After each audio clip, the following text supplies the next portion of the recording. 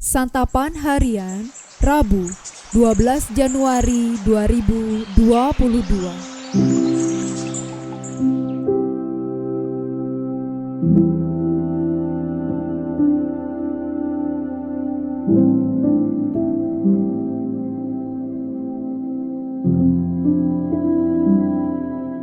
Inilah program Santapan Harian, sebuah program yang mengajak Anda menelusuri isi Alkitab, agar Anda menemukan makna firman Tuhan sesuai dengan konteksnya.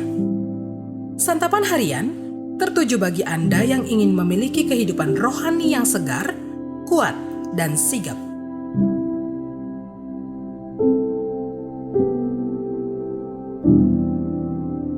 Hari ini kita akan membaca 1 Raja-Raja pasalnya yang ke-19, ayatnya yang ke-19 hingga ayatnya yang ke-21. Namun sebelumnya, mari kita berdoa. Ya Roh Kudus, bimbinglah kami dalam terang-Mu untuk perenungan sabda-Mu saat ini. Di dalam Roh-Mu yang kudus, Kristus Yesus, kami berdoa. Amin. 1 Raja-Raja 19 ayat 19 sampai 21. Setelah Elia pergi dari sana, ia bertemu dengan Elisa bin Safat yang sedang membajak dengan 12 pasang lembu, sedang ia sendiri mengemudikan yang ke-12. Ketika Elia lalu dari dekatnya, ia melemparkan jubahnya kepadanya. Lalu Elisa meninggalkan lembu itu dan berlari mengikuti Elia, katanya, "Biarkanlah aku mencium ayahku dan ibuku dahulu, lalu aku akan mengikuti engkau." Jawabnya kepadanya, "Baiklah, pulang dahulu, dan ingatlah apa yang telah kuperbuat kepadamu." Lalu berbaliklah ia daripada Elia, ia mengambil pasangan lembu itu, menyembelihnya dan memasak dagingnya dengan bajak lembu itu sebagai kayu api. Ia memberikan daging itu kepada orang-orangnya, kemudian makanlah mereka. Sesudah itu bersiaplah ia, lalu mengikuti Elia dan menjadi pelayannya.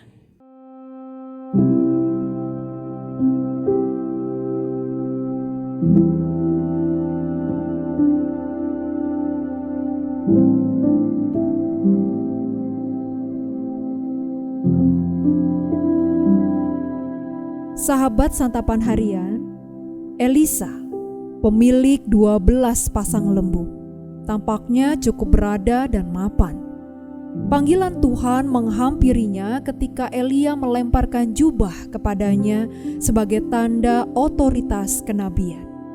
Elisa lalu menyembelih pasangan lembunya sebagai tanda syukur dan membagikannya kepada para pekerjanya. Hal itu dilakukannya sebelum masuk ke pelayanan penuh waktu. Kemudian Elisa melangkah mengikuti Elia.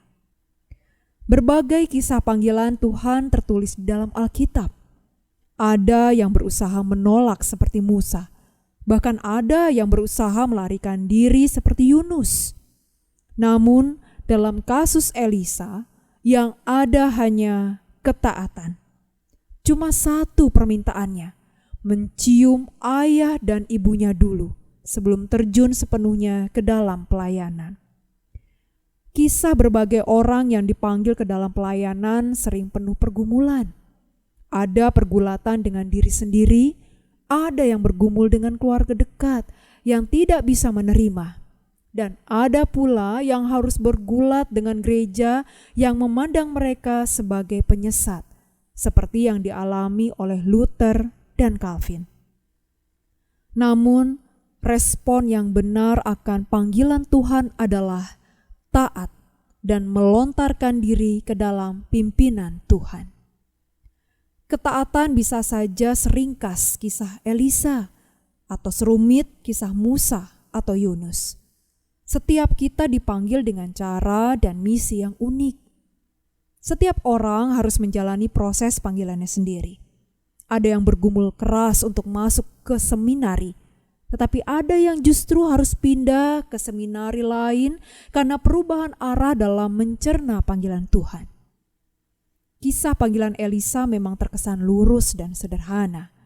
Namun, kita semua tahu, kesulitan meninggalkan hidup yang mapan. Sangat diperlukan keberanian untuk terjun ke dalam ketidakpastian. Terlebih lagi kalau harus menghadapi kekuasaan penindas seperti Ahab dan Isabel.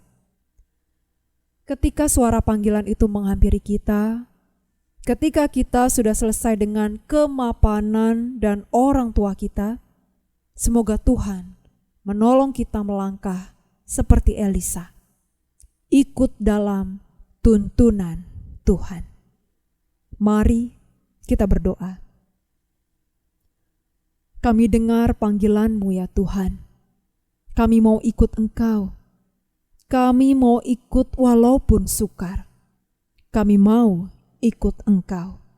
Meski jalan kami mendaki, kami mau ikut Engkau ya Yesus. Di dalam panggilan-Mu, Kristus Yesus, kami berserah. Amin.